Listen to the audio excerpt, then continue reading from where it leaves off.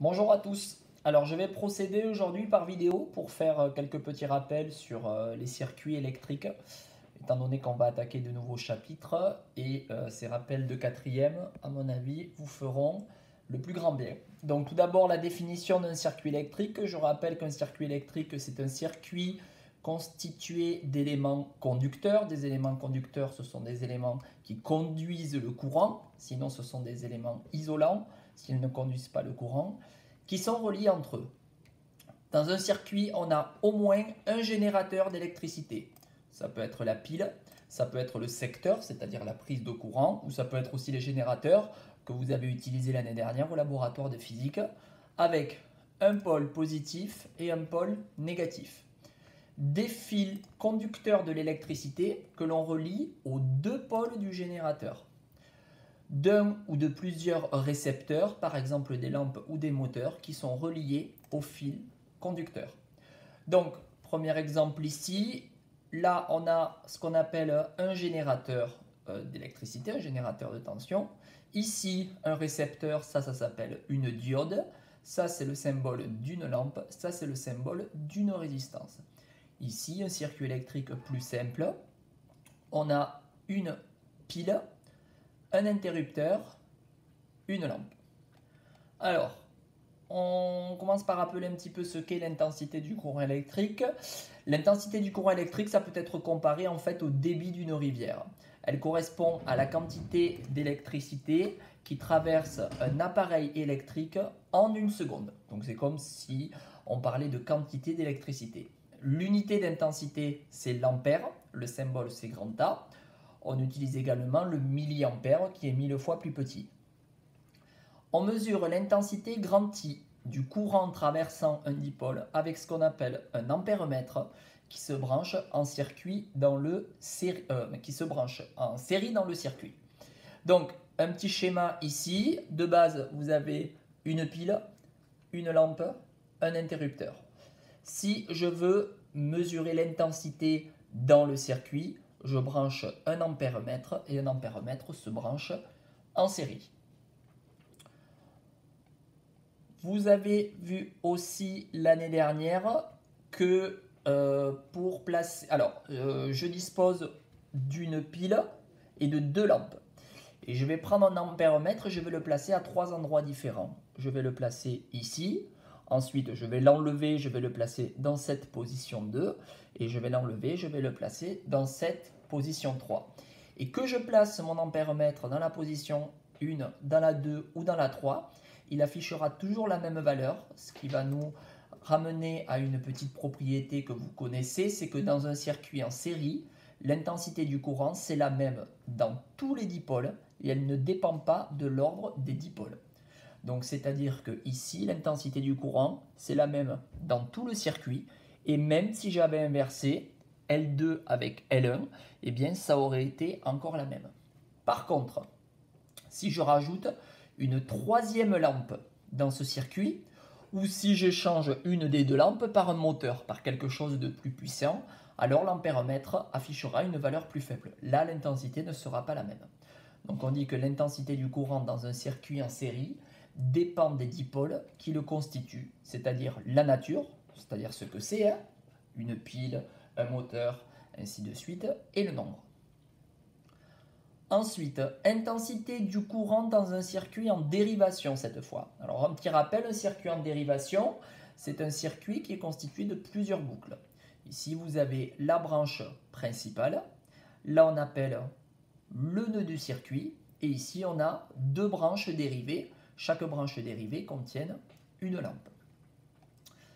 Au niveau des tensions, au niveau des intensités dans un circuit en dérivation. Dans un circuit avec dérivation, l'intensité du courant dans la branche principale est égale à la somme des intensités des courants dans les branches dérivées.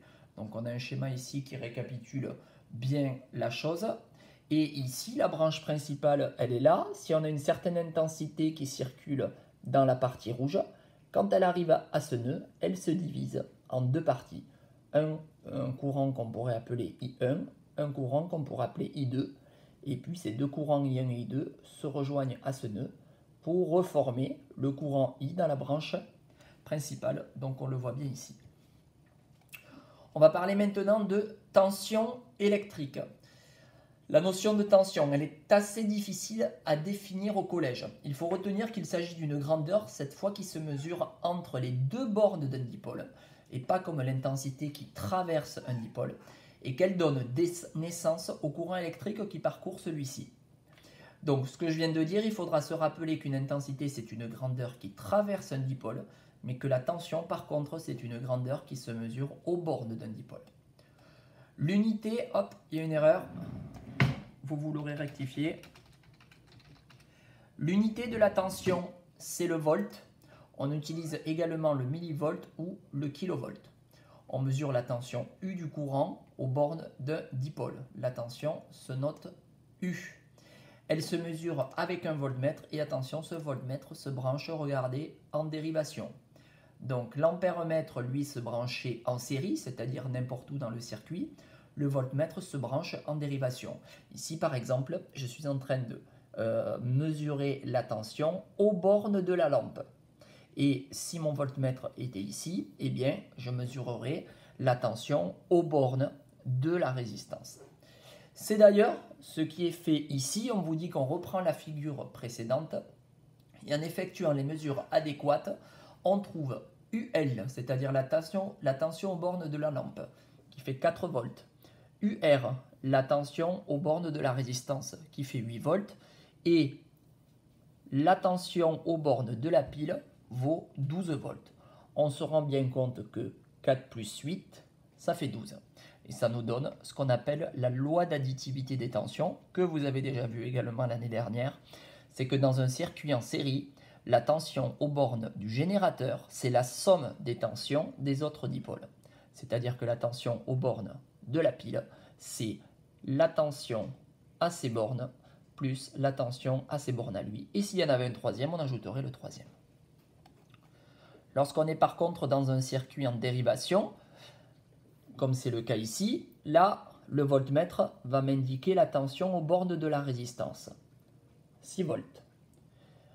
Si je prends mon voltmètre et je le mets aux bornes de la lampe, 6 volts aussi. Et si je le mets aux bornes de la pile, 6 volts aussi. On voit que dans un circuit en dérivation, la tension est la même aux bornes de deux dipôles qui sont placés en dérivation. La loi d'Ohm, chose importante que vous avez vu aussi. Tout d'abord, je rappelle ce qu'est une résistance électrique. La résistance électrique, c'est un conducteur ohmique dont le symbole est le suivant. Vous l'avez ici. C'est un dipôle récepteur, c'est-à-dire qu'il reçoit de l'énergie électrique et il transforme cette énergie électrique en chaleur. La valeur de la résistance se note R majuscule et elle est donnée en ohm. Vous avez le symbole ici. On utilise souvent des multiples, le kilo-ohm qui fait 1000 ohms et le méga-ohm qui fait 1 million de ohms. Alors, influence de la résistance dans un circuit.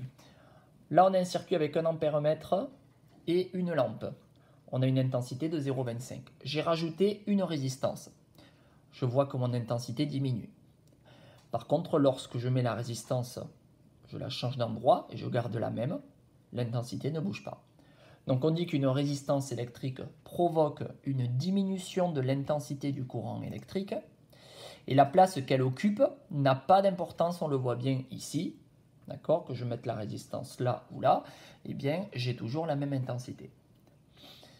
Par contre, si j'ai un courant de 0,1 ampère et que avec une résistance de 100 ohms et que je remplace par une résistance de 200 ohms, alors l'intensité diminue, c'est-à-dire que plus la résistance dans un circuit augmente et plus l'intensité du courant diminue.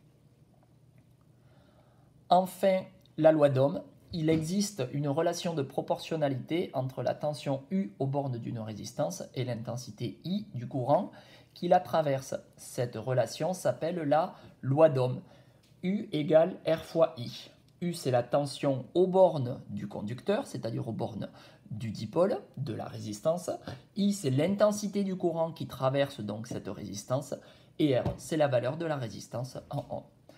Voilà, normalement vous avez fait tout ça l'année dernière avec Madame Legrand. Je suis allé un peu vite pour pas que la vidéo soit trop longue, n'hésitez pas à revenir en arrière et à revenir si vous avez des choses, s'il y a des choses que vous n'avez pas compris.